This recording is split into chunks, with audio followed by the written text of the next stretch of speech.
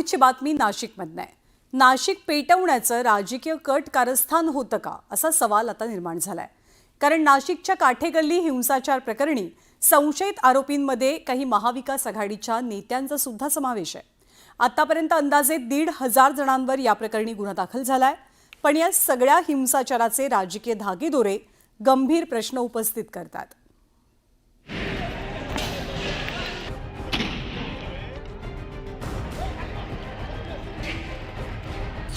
नाशिकची दंगल कुणी भडकवली?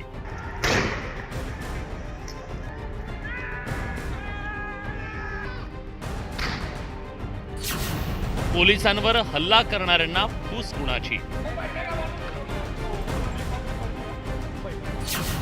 दंगलीचे संशयित आरोपी मवियाचे नेते। संशय व्यक्त केला जातोय ना, कनेक्शन व्यक्त केलं जातंय ना, कनेक्शन तुम्ही आमच्याशी पण लावा। नाशिकला अशांत करण्याचा मनसुबा कुणाचा? नाशिक मधील काठे गल्लीतला अनधिकृत सातपीर दर्गा हटवण्यावरून तणाव निर्माण झाला। शेकडोंच्या जमावानं पोलीस आणि पालिका कर्मचाऱ्यांवर दगडफेक केली। हिंसा रोखण्यासाठी पोलिसांना अश्रुधुराच्या दरकांड्या फोडाव्या लागल्या। पोलिसांनी 25 आरोपींना अटक केली आहे।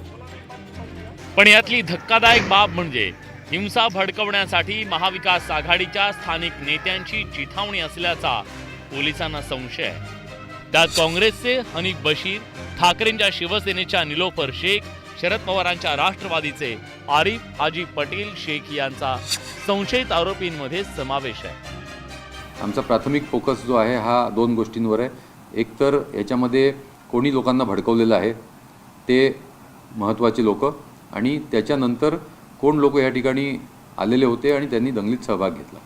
अशा प्रकारे दोन अँगल्सवर आम्ही काम करत आहे आणि लवकरच आपण त्याच्यामध्ये अरेस्टमध्ये आपण यशस्वी होऊ।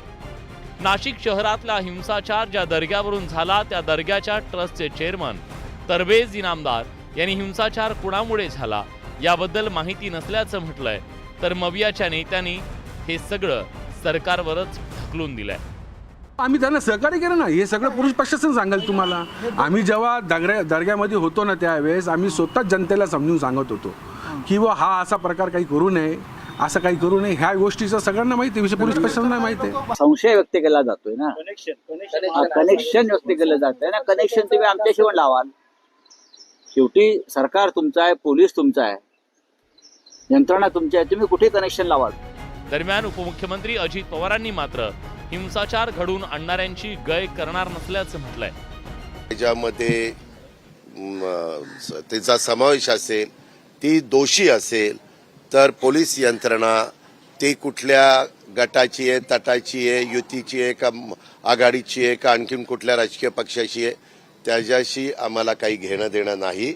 आम्हाला महाराष्ट्राची कायदा सुव्यवस्थेची परिस्थिती चांगली ठेवण्याच्या करता त्याला गालबोट लावण्याचा जर कोणी प्रयत्न केला, त्याला तिथं कुठंतरी धक्का पोचवण्याचा प्रयत्न केला तर त्याची खैर ठेवली जाणार नाही। एकंदरीतच सध्याच्या संवेदनशील अशा काळात राजकीय नेत्यांनी सामाजिक स्वास्थ्य अबाधित राहावं यासाठी पुढाकार घेणं गरजेचं असताना राजकीय नेतेच चिथावणी देत असतील तर त्यांच्यावर कठोर कारवाई होणं गरजेचं आहे। लोकांची घरं पेटवून त्यावर कोणी राजकीय पोळी भाजत असेल तर त्यांना चाप लावणं गरजेचं आहे। व्हिडिओ जर्नलिस्ट हेमंत बागुलसह लक्ष्मण घाटोळ, न्यूज 18 लोकमत, नाशिक।